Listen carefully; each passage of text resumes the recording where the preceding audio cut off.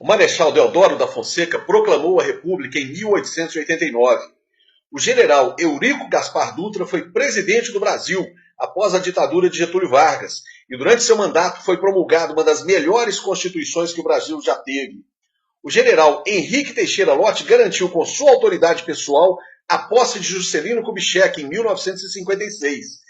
Em 64, os militares assumiram o poder, atendendo ao clamor popular para evitar que uma ditadura comunista se instalasse no país. Durante o governo do general Emílio Garrastazu Médici, o vertiginoso progresso econômico do Brasil passou a ser chamado de milagre brasileiro.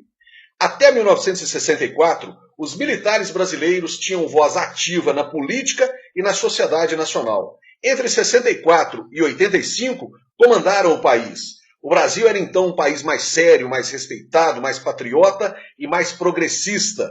Da mesma forma que ocuparam o poder em 64, os militares o entregaram em 1985, atendendo aos pedidos do povo e sem derramamento de sangue. Os combates que ocorreram durante o período que a imprensa nacional gosta de chamar de anos de chumbo foram ocasionados pela insistência da esquerda em tentar tomar o poder de assalto pela força das armas. Veja a história particular de Dilma Rousseff, Fernando Pimentel, José Genuíno, José Dirceu, Fernando Gabeira, entre outros. Todos usaram técnicas de guerrilha e de terrorismo urbano visando instalar uma ditadura do proletariado no Brasil. Após 1985, os militares brasileiros retiraram-se para a caserna e passaram a se ocupar de assuntos estritamente profissionais. E começaram a apanhar.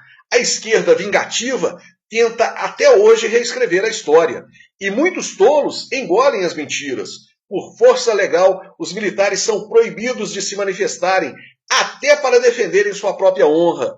Quando fazem, são exonerados. É só ver os exemplos recentes dos generais Hamilton Mourão Filho e José Carlos Dinardi, exonerados pela presidente Dilma. Durante os 30 anos de silêncio compulsório dos militares brasileiros, o país virou de cabeça para baixo.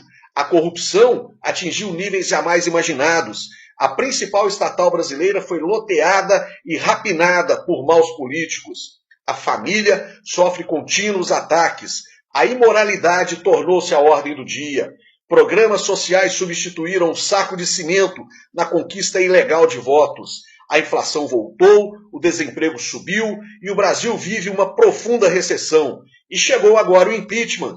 Cunha sabe que cairá, mas resolveu levar Dilma consigo. No processo, trocam acusações e mostram com clareza o baixíssimo nível das pessoas que hoje detêm o poder em Brasília. Alguns mais castos, por ignorância ou por conveniência, criticam a iniciativa de Cunha. Ele não teria moral para iniciar o impeachment. E qual moral Dilma teria para continuar à testa do governo? Seria a moral dos votos conquistados com estelionato eleitoral e com a suspeita de fraude nas urnas eletrônicas? Ou a moral da corrupção na Petrobras que ela comandou? Ou a moral dos seus companheiros de Partido dos Trabalhadores, cuja cúpula ou está presa ou está sob fortíssima suspeita? O ditado antigo vale: diga-me com quem andas e eu te direi quem és. É de se perguntar então, o silêncio compulsório dos militares fez algum bem ao Brasil? É óbvio que não. Militar não é cidadão de segunda classe. Se não lhe deve ser permitido rasgar a Constituição, assim como a qualquer outro cidadão, também não se pode tolher o militar de pensar e falar. Quem o faz, age assim em benefício próprio, pois teme a força militar e a prestação de contas que virá. Já disse e repito, é difícil imaginar um cenário no futuro próximo do Brasil em que não se encare a necessidade de intervenção militar para manter a lei e a ordem e para ajudar as instituições a limparem a casa.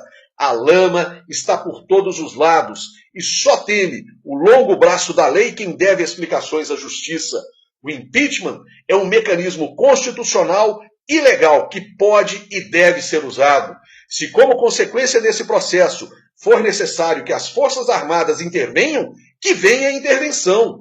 Os dois mecanismos não estão de lado opostos, nem seus defensores deveriam se sentir em lados antagônicos.